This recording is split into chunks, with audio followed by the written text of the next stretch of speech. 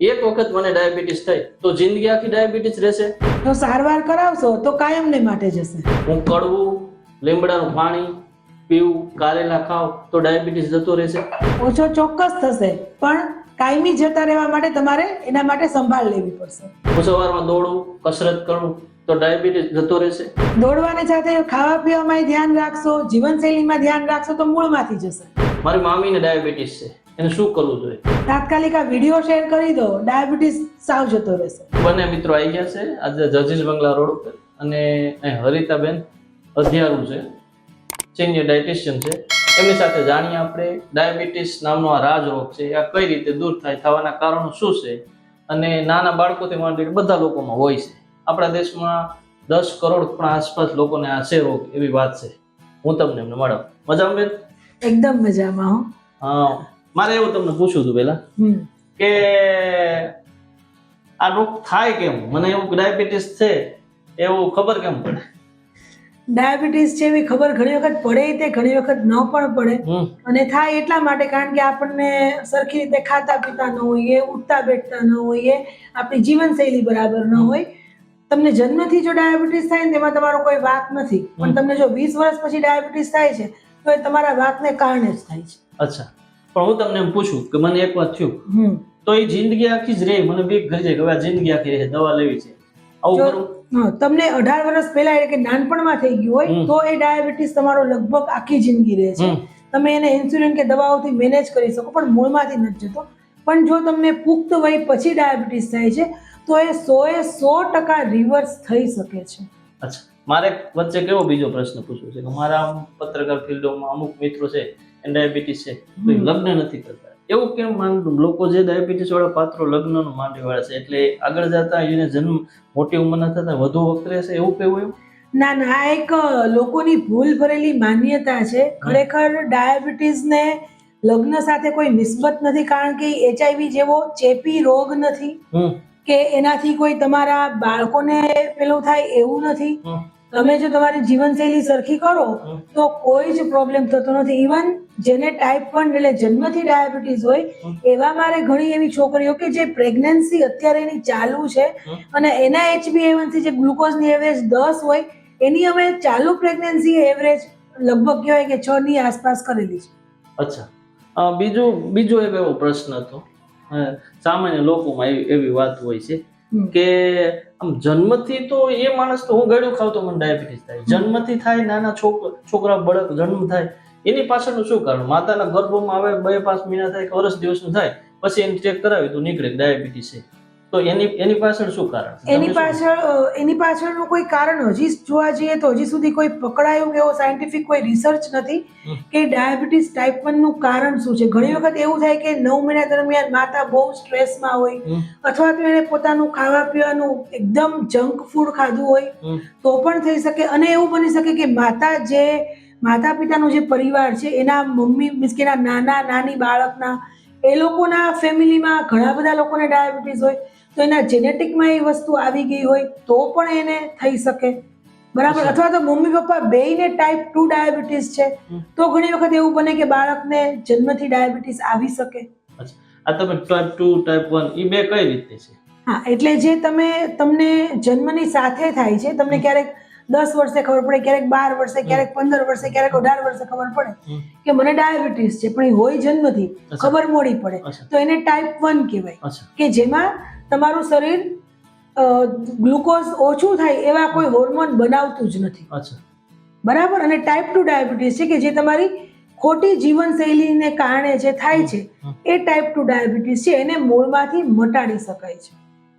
હવે મારે ડાયાબિટીસ થયો, મને હું આ ગામડામાં રહું છું કે સુરેન્દ્રનગરના ગામડામાં રહું છું, વઢવાણ રહું છું કે પાલનપુર કે ડીસા સાબરકાંઠામાં રહું છું, મારે ડાયાબિટીસ થયો, હવે મારે દવા નથી લેવી તો શક્ય છે ખરું? 100% શક્ય છે. અત્યારના ડોક્ટરો પણ એવું કહે છે કે જો તમને નવું ખબર પડી છે કે મને ડાયાબિટીસ ડાયગ્નોઝ થયું છે અને તમે 6 મહિના ચરી પાળો છો, ખાવા પીવામાં કાળજી રાખો છો, થોડુંક ચાલવાનું ને એવું કરો છો તો તમારી જિંદગીમાં ક્યારેય દવા લેવાની જરૂર નહીં પડે, એમને તમારું ડાયાબિટીસ જતું રહેશે. બીજું બેનું માર્કેટમાં આમ જતો હોય ફરતો હોય તો માણસો એવું કહેતા આજે તેલ છે ને, તેલ આપણે ખાઈએ છીએ, ઘાણીનું તેલ, રિફાઇન્ડ તેલ, આની અસર ડાયાબિટીસ માણસ પર થાય ખરું? એકચ્યુઅલી ડાયાબિટીસ એવો રોગ છે કે એમાં ઘણી બધી વસ્તુઓની અસર થાય. અચ્છા. હવે તમે જે તેલ લ્યો છો એ તમે બહુ રિફાઇન્ડ કે ફિલ્ટર લ્યો છો તો એ તેલના બધા ગુણધર્મો જતા રહે છે એની પ્રોસેસમાં. તો કાચી ઘાણીનું તેલ એટલા માટે સારું કારણ કે એમાં બહુ પ્રોસેસ ન થઈ હોય. અચ્છા. એને ખાલી થોડું ગાળ્યું હોય, બાકી બહુ મોટી કોઈ મોટા મશીનરીની કોઈ પ્રોસેસ નથી હોય. તો એના તેલના જે ગુણધર્મો છે, પોષક તત્વો છે, એ અંદર જળવાઈ રહે છે.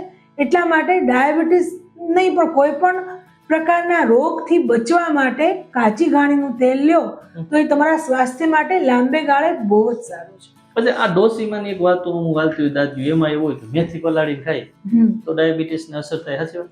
મેથી પલાળીને ખાવ તો ડાયાબિટીસને 100% અસર થાય. પછી તમે મેથી પલાળીને બપોરે પાછો તમે માની લો કે 7-8 રોટલી ખાઈ લ્યો અને પછી એની પર થમ્સઅપ પી લ્યો અને પછી તમે 5 કલાક એક જગ્યાએ બેઠા બેઠા વેબ સિરીઝ જોવો તો મેથીની કોઈ અસર ન થાય. તો હળદરની અસર થાય? હળદરનું પણ કહે કે લોકો હળદર ખાવાથી ડાયાબિટીસ કરે. હળદરની, મેથીની અસર ત્યારે થાય જ્યારે તમે તમારો જે આખા દિવસનો આહાર છે એના બેઝિક નિયમો પાળો કે ભાઈ તમે વધારે પડતું અનાજ ન ખાઓ, વધારે પડતું બેસી ન રહ્યો, ફિઝિકલ એક્ટિવિટી બિલકુલ ન કરો, પાણી પ્રોપર પીવો, જમવાનું ચાવીને ખાઓ, તો જ તમારા મેથી ને હળદરની અસર થશે, બાકી અસર નહીં.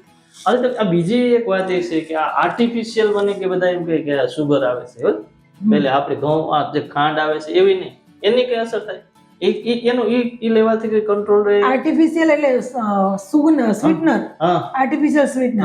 આર્ટિફિશિયલ સ્વીટનર તમે જેટલા ઓછા લ્યો એટલું જ તમારા માટે સારું છે કારણ કે એ તમને ગળ્યોટ, એની કોઈ કેલરી નથી હોતી પણ એની અંદર અમુક એવા એડિટિવ પ્રિઝર્વેટિવ નાખેલા હોય છે જે તમને લાંબે ગાળે નુકસાન જ કરે છે. સુક્રોલોઝ છે તો એની કોઈ કેલરી નથી હોતી પણ એની સાઈડ ઇફેક્ટ ઘણી હોય છે. અમુક મારા મિત્રો એવા હોય છે, ઘણા બધા છે કે આમ જાડા છે, હેવી છે, એ મને એમ કહે મને ડર લાગે છે કે ડાયાબિટીસ થાય, વારંવાર ચેક કરે તો જાડા લોકોને ડાયાબિટીસ થાય? જાડા લોકોને એટલા માટે ડાયાબિટીસ થાય કારણ કે આપણે અહીંયા રૂમમાં બેઠા છીએ, માની લો કે બહાર બુલેટ પ્રૂફ કાચ છે તો બહાર કોઈ ગમે એટલું ખટખટ કરશે તો અવાજ આવશે નહીં આવે. તો જાડા વ્યક્તિના શરીરની અંદર એની સ્કિન ઉપર ચરબીનું લેયર આવી જાય છે. તો ઇન્સ્યુલિન જ્યારે જે ઇન્સ્યુલિનથી તમારું શરીરમાં શુગર ઘટે છે, ઇન્સ્યુલિન આવે છે પણ એ ચરબીના થરને કારણે સેલ સુધી પહોંચી નથી શકતું. અચ્છા. તો એટલા માટે જાડા વ્યક્તિને ડાયાબિટીસનો ખતરો વધારે છે. અચ્છા. આ ભાતથી બહુ ડરતા હોય ડાયાબિટીસ વાળા, કે હું ભાત નહીં ખાઉં. અમારા એક મિત્ર છે એ કે હું કાળા ભાત ખાઉં છું. કાળા એટલે તો મને કઈ ખબર એટલે બ્રાઉન રાઈસ આવે છે, એટલે એ સફેદ ભાત નો ખાઈ શકે? એટલે સફેદ ભાત લઈ લો, ઘઉં લઈ લો, બધું તમે બેલેન્સ વેમાં ખાઈ શકો છો. કોઈ પણ વસ્તુનો અતિરેક ન કરાય અને કોઈ પણ વસ્તુને વધારે પડતું કોઈ વસ્તુથી બીવાય નહીં. કારણ કે તમે ભાત નથી ખાતા પણ પછી પાછા તમે 2 બ્રેડ ખાઈ લ્યો છો તો એ ભાતના દાદા છે. પછી આ બીજું કઈ કે અત્યારનું જે ભેળસેળિયું દૂધ છે એ પણ ડાયાબિટીસ માટે જવાબદાર છે? 100% સાચી વાત છે કારણ કે અત્યારે જે રીતે દૂધ આવે છે એમાં ગાયને પણ ખરાબ રીતે પ્રેગ્નન્ટ કરવામાં આવે છે. ગાયને એવા હોર્મોન આપવામાં આવે છે કે જેનાથી દૂધ વધારે આવે. ગાય ઉપર ખૂબ જુલમ કરવામાં આવે છે. હવે આ જુલમની સ્થિતિમાં ગાય જે દૂધ આપે ઈ દૂધમાં કેવી લાગણી હોય? હોર્મોન્સ ને આર્ટિફિશિયલ વસ્તુઓ તો હોવાની જ પણ એ ગાય કેવી લાગણી સાથે દૂધ આપે અને એ દૂધ આપણે પીએ તો આપણા મનમાં આનંદ આવે કે દુઃખની લાગણી આવે? ડાયાબિટીસ તો વધે કે બીજા રોગો થાય પછીની વાત છે પણ આપણું ઇમોશનલ હેલ્થ આપણી એનાથી જોખમાય. અચ્છા. જે લોકો કહેતા હોય કે નોનવેજ ખાવાવાળા લોકો હોય એને વધુ ચાન્સીસ છે, સાચી વાત? નોનવેજ ખાવાવાળાને એકચ્યુઅલી ખરેખર નોનવેજમાં તો કોઈ કાર્બોહાઈડ્રેટ નથી પણ નોનવેજની સાથે લોકો ફેટ વધારે લેતા હોય અથવા રાતના 10 વાગે એ લોકો ચિકન ખાતા હોય તો એ પછી તમારું કોઈ એક્ટિવિટી લેવલ નથી, તમે જે ખાઓ છો એ પચતું નથી તો કાં તો એ તમારું ઇનડાઇજેશન વધારે છે, કાં શુગર વધારે છે, કાં બીપી વધારે છે. અચ્છા. પણ બીજું એક મારે એ પ્રશ્ન પૂછો કે અત્યારે કેપિટલ જિંદગી મેટ્રો લાઈફમાં રહી છે, હું તમે બધા બહુ સ્ટ્રેસ વાળી જિંદગી છે, ટાર્ગેટ છે. હવે આવી સ્થિતિમાં સ્ટ્રેસ હોય તો એના કારણે થોડુંક આમ ડાયાબિટીસના ચાન્સીસ કરે? એટલે આમાં એવું છે કે આપણે જો કાઢવા છટકબારી ગોતવી હોય ને તો બધી જગ્યાએથી ગોતી શકાય. તમને આટલું સ્ટ્રેસ છે પણ હમણાં તમને 3 વેબ સિરીઝના નામ કહીશ તો તમે 3ય જોઈ હશે આટલા સ્ટ્રેસમાં. પણ જો હું તમને એમ કહીશ કે રોજ 20 મિનિટ ચાલો, તમે કહેશો બહુ કામ છે, બહુ સ્ટ્રેસ છે, બહુ આમ છે, તો આમાં એવું છે કે જેને કરવું છે ને એ ગમે એ પરિસ્થિતિમાં કરવું છે, જે નથી કરવું એને છટકબારી મળી જ જવાની છે. હવે તમે બધા એવું કહો કે આ રોટલો નહીં ખાવાનો કે મેંદો નહીં ખાવાનો, તો મારે ડાયાબિટીસ છે તો ખાવું શું? તમે શું સજેસ્ટ કરો છો? ડાયાબિટીસ છે તો તમે ઘઉં ટોટલી બંધ નથી કરવાના. તમે જવ, જુવાર, રાગી, બાજરી, રાજગરો, ચણાનો લોટ, મગની દાળ, બધી પ્રકારના કઠોળ, બરાબર, બધી પ્રકારના લીલા શાકભાજી, બધી જ પ્રકારના ફ્રૂટ, વધારે પડતા ગળ્યા ફ્રૂટ રાત્રે નહીં ખાવાના, સાંજના સૂર્યાસ્ત પછી નહીં ખાવા. બાકી ખાટા ફ્રૂટ તમે બધા જ ખાઈ શકો છો. કેરી પણ તમે ઉનાળામાં ખાઈ શકો છો. બરાબર. તમારે ડાયાબિટીસમાં ખાવાની વસ્તુઓનું તમને લિસ્ટ આપું ને તો 1000 વસ્તુનું લિસ્ટ હું તમને આપી શકું. પણ હું તમને જે 5 વસ્તુની ના પાડીશ ને, તમારો જીવી 5 માં જ જશે. 1000 ની આમાં તમારે ધ્યાન નહીં જાય. બરાબર. પણ આમાં બે અધરવાઇઝ બે છે. જો એક જીવનશૈલી છે અને ખોરાક છે. ડાયાબિટીસ માટે મુખ્ય શું છે? જીવનશૈલી છે કે ખોરાક જવાબદાર છે? તમે શું માનો? હવે હું તમને એમાં એક એક્ઝામ્પલ આપીશ કે છોકરું માનતું નથી, તોફાની થઈ ગયું, તેના માટે કારણ મમ્મી કહેવાય, પપ્પા કહેવાય, ઘરનું વાતાવરણ કહેવાય. બરાબર. તો ડાયાબિટીસ માટે તે નથી એકલો ખોરાક જવાબદાર, નથી એકલી જીવનશૈલી જવાબદાર.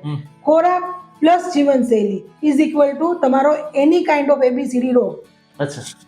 પણ બેન એક બીજો બી સવાલ છે કે નિરાશાવાદી લોકોને ડાયાબિટીસ નું હોય ખરું એવું માનતા કે મને થશે, અથવા નાસીપાસ લોકોને એવું સમાજમાં એક એવું વાત કરી. તમે શું માનો? એટલે નિરાશાવાદી કરતા આપણે જોઈને કહીએ ને કે ડાયાબિટીસ નહીં, કોઈ પણ રોગની વાત કરીશ કે માની લો કે આ સફેદ પેપર છે, અહીંયા વચ્ચે કાળું ટપકું છે, તમને કાળું ટપકું જ દેખાશે, સફેદ પેપર નહીં દેખાશે. તો જેવી લાગણી તમે મનમાં રાખો છો એવી જ લાગણીને તમે આમંત્રો છો.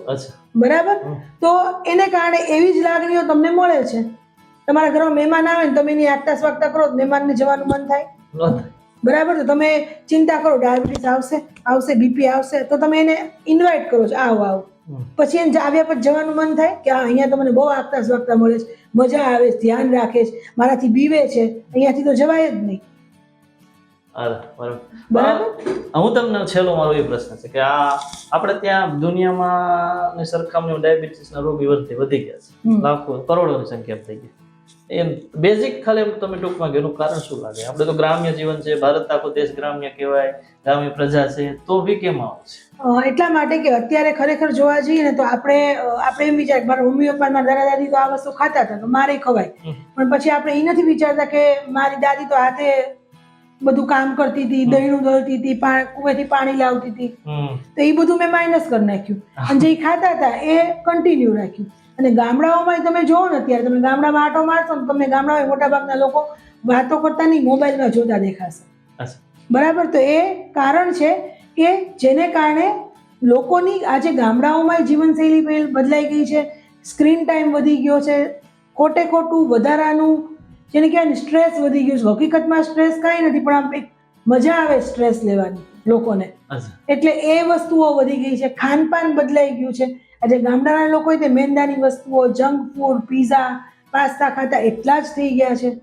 તો આપણે આપણા જે દાદા દાદી ખાતા હતા એ કન્ટિન્યુ રાખ્યું, એમાં પાછું અમેરિકન કલ્ચર એડ કર્યું અને એમાંથી એક્સરસાઇઝને માઇનસ કરી, ઇઝ ઇક્વલ ટુ આપણે અત્યારે કેપિટલ છીએ ડાયાબિટીસ. છેલ્લો મારો પ્રશ્ન, દરેક માણસોને એક જ કહેવાય કસરત કરો, કસરત કરો. આ રોગ માટે કસરત કેટલું અસર કરે? આ રોગ માટે કસરત ઘણી જ અસર કરે છે. તમે જો પ્રોપર પ્રકાર સરખું ખાવ પીવું છો વ્યવસ્થિત, અને રોજનું તમને હજી હમણાં જ ડાયગ્નોસ થયું છે, હમણાં જ ખબર પડી ડાયાબિટીસ, તમે રોજનું 1 કલાક ચાલો, બરાબર, અને હું તમને કહું છું એટલું તમે ખાવા પીવાનું કરો, તો તમે કાંઈ નહીં કરો તો 6 મહિનામાં તમારા ડોક્ટર કહેશે કે તમને ડાયાબિટીસ નથી. બીજું તમે આ તમારી સંસ્થા લઈને બેઠા, એનો થોડું ઇન્ટ્રોમાં દર્શક મિત્રોને આપજો, કેટલો અનુભવ છે? ઓકે. મારું નામ હરિતા અજવરિયું છે. હું છેલ્લા 7 વર્ષથી ક્લિનિકલ ડાયટિશિયન છું અને હું ડાયાબિટીસ એજ્યુકેટર છું. અને નેચરલ પદ્ધતિથી ખાનપાનને બદલીને, જીવનશૈલીને બદલીને, આયુર્વેદિક હર્બ્સને આપણી ડેઇલી લાઈફમાં ઉમેરીને ઘણા બધા ખૂબ લોકોના ડાયાબિટીસ રિવર્સ કર્યા છે. એ વાતનો મને બહુ આનંદ છે. અને અમે અહીંયા ઇઝી ક્યોરમાં માત્ર ડાયાબિટીસ નહીં, diabetes, BP, thyroid, weight loss, PCOD, PCOS, hypertension, કિડનીના પ્રોબ્લેમ, બધી જ પ્રકારના રોગોને સારી જીવનશૈલીથી, સારા ખાનપાનથી રિવર્સ કરીએ છીએ. અને અમદાવાદનું આ એકમાત્ર એવું ઓફલાઈન રિવર્સલ કે જેને કહેવાય કે એક લાઈફસ્ટાઈલનું એવું એક સેન્ટર છે કે જ્યાં તમે રૂબરૂ આવીને તમારા પ્રોબ્લેમ સોલ્વ કરીને તમારું કન્સલ્ટેશન લઈ અને તમારા જે પણ ડિઝીઝ છે, જે પણ રોગ છે એને મૂળમાંથી કાઢી શકો છો. ઓકે દર્શક મિત્રો, એમને સરસ વાત કરી. હું એવું અનુમાન કરું અથવા કે હું તમારી પાસે આશા રાખું કે તમને આમાંથી કોઈ ઉપયોગી માહિતી મળશે. ઘર બેઠા ગંગા છે, તમે યુટ્યુબમાં જોજો. અમારો વિડીયો પોઝિટિવ વાત કરીને છે, અને અમારો વિડીયો તમને સારો લાગ્યો હોય તો એક બીજા પાડોશીને પણ મોકલજો. બસ આટલું જ. અને જો તમે સોશિયલ મીડિયામાં ક્યાંય હોવ તો આમાં પોઝિટિવ વાત કરીને અમારો એક પેજ છે ઇન્સ્ટામાં અને ફેસબુકમાં, તો એને ફોલો કરજો. બસ આટલું જ. ફરી મળશું કોઈ નવા વિચાર સાથે. ત્યાં સુધી રજા આપો. જય જય ગરવી.